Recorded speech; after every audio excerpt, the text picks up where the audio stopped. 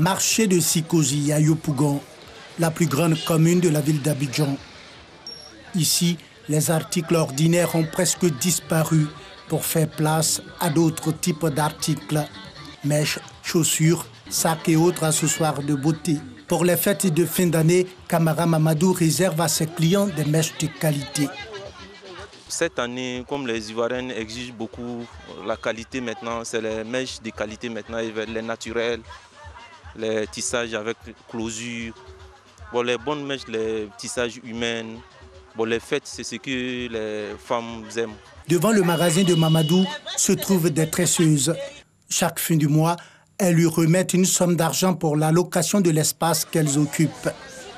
Ces filles font toutes sortes de coiffures, mais leur spécialité, ce sont les perruques, plus demandées pendant les fêtes. On fait beaucoup les perruques parce qu'actuellement, c'est la perruque qui sort beaucoup. Perruque qui sort beaucoup, on ne tresse plus trop. Il y a une perruque maintenant, donc on ne tresse pas trop, on fait perruque seulement. C'est comme ça aussi, ça sort. La compétition féroce sur le marché des perruques a fait baisser leur prix. Toutes les perruques sont à 7 000 dernier prix. Maintenant, quand la cliente vient, on oublie de dire 10 000 à débattre. Si tu dis 7 000 carrément comme ça, là, elle va dire qu'il faut débattre. Les perruques sont discrètes et très simples à utiliser. Je préfère les perruques parce qu'avec les perruques, je suis plus tranquille. Bon, ça me fait gagner du temps. Voilà.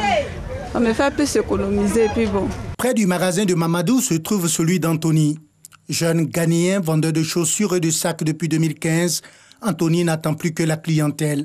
Par grâce de Dieu, il a vu beaucoup de clients. Bon, il va gagner plus cette année-là même. Il y a beaucoup de chaussures comme dans le mode maintenant, les scarpines, la bas carrée, puis la tôte, chaussures comme dans le mode, mais comme ça, exemple comme ça, la sous comme ça, ça c'est comme le mode les gens portent. Même si on met beaucoup là sur Internet, tu vas voir tous des gens de chaussures là, puis escarpé là, transparent là.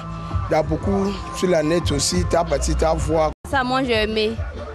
C'est comme c'est très joli, ça me plaît tellement. C'est pour ça que je suis venue me payer. Me rend belle pour la fête. Comme aujourd'hui, il y a eu l'argent, je suis venue me payer la chaussure pour porter quoi. Après les mèches et les chaussures, place au maquillage, aux soins des ongles et fossiles. Déjà, il y a la mise en beauté simple. Déjà, pour les femmes qui n'aiment pas trop quand on fatigue leur visage, tu fais un make-up simple. Il y en a aussi, elles aiment bien paraître. Donc il y a une mise en beauté qu'on appelle le contouring. Le contouring là, c'est pour redéfinir le visage. Elles aiment beaucoup ça, les jeunes filles. Par rapport aux ongles, c'est plus les permanents qui sont utilisés. Les dames, elles n'utilisent plus elles sont plus trop faux ongles avec beaucoup de paillettes. Tu mets les permanents avec une seule couleur et puis bon, c'est joli.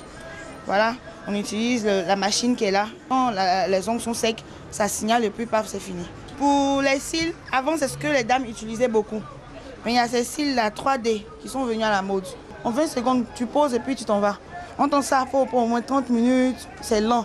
Pour se faire un contouring, une technique de maquillage pour remodeler le visage, il faut débourser plus de 15 000 francs CFA.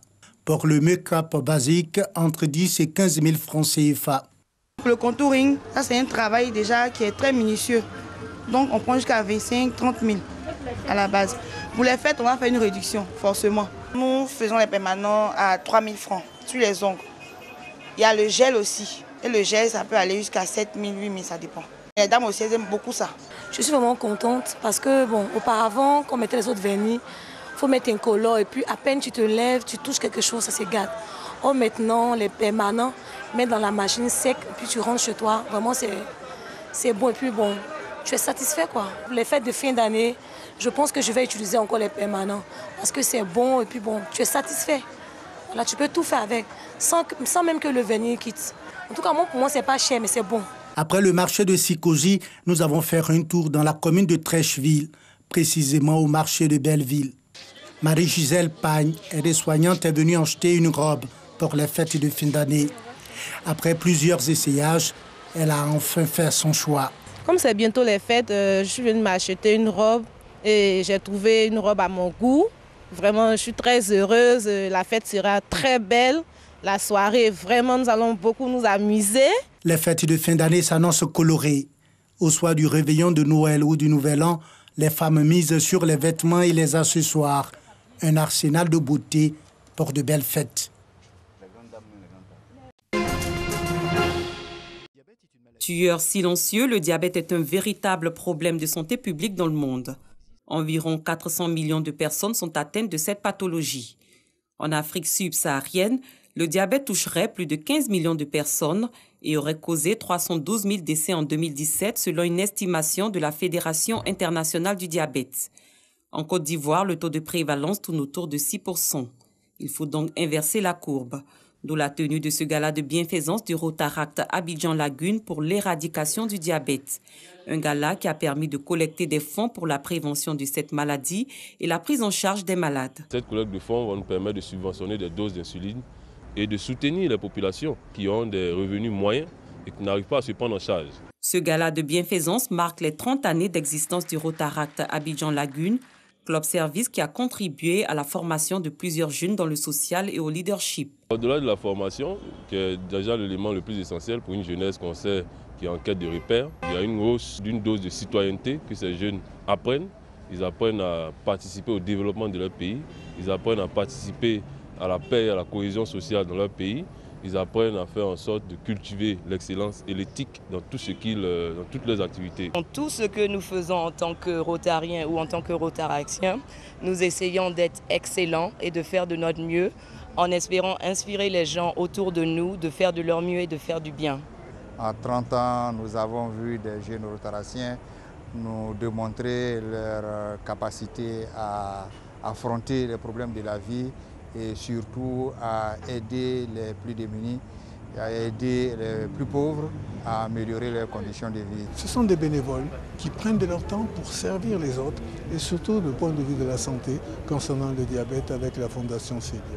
Véritable école de formation et filleule du Rotary international, le Rotaract Abidjan Lagune est un club-service créé en 1988.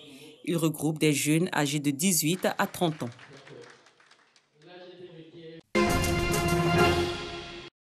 En 2018, ce sont 6 800 pèlerins, dont 5 000 du contingent étatique et 1 800 du privé, qui ont accompli le pèlerinage à la Mecque, 5e pilier de l'islam. Pèlerinage qui, selon la Direction générale des cultes et le commissariat du Hadj, a été marqué par la satisfaction des pèlerins et des autorités saoudiennes. Ainsi, l'ensemble des acteurs impliqués dans l'organisation du Hadj entendent améliorer les éditions à venir. Un séminaire bilan autour du thème « Quel ajustement pour l'amélioration de l'organisation du Hadj en 2019 » est donc initié. Objectif : établir le bilan de l'organisation du Hadj 2018 en vue d'apporter des solutions aux insuffisances constatées. C'est un impératif pour nous de nous retrouver chaque année pour voir les imperfections et parfois même innover pour toujours le bonheur de nos pèlerins. Il y a toujours possibilité de faire mieux. Et comme le ministre de l'Intérieur lui-même nous le dit, chaque année, il faut qu'on apporte un plus à l'organisation du Hadj. Ce séminaire bilan a bénéficié du soutien de l'ambassade de Côte d'Ivoire en Arabie Saoudite, du consulat général de Côte d'Ivoire à Djeddah, du Conseil supérieur des imams en Côte d'Ivoire COSIM, des opérateurs privés du Hadj, des structures d'assistance aéroportuaire et du ministère de l'Intérieur et de la Sécurité. Bien que les autorités saoudiennes, ces derniers temps, marquent leur satisfaction à la mission du Hadj de Côte d'Ivoire, il importe de vrai à toujours mériter ce satisfecit. Ainsi, chaque séminariste, acteur du Hadj, est invité à un devoir de responsabilité et d'intelligence afin que les services offerts à nos compatriotes en quête de spiritualité et de rédemption soient les meilleurs. Au cours de ces séminaires, plusieurs sous-thèmes ont été développés. Quelle stratégie pour la réalisation en ligne de tout le processus des opérations d'inscription et de traitement des dossiers des candidats au Hadj? La problématique de l'optimisation des performances opérationnelles de l'organisation du Hadj. Opérateur privé du Hadj face au défi de la professionnalisation du secteur. Garantie de sécurité et de fiabilité des titres d'identité dans le processus de traitement administratif des dossiers du candidat au Hadj, le cas du passeport.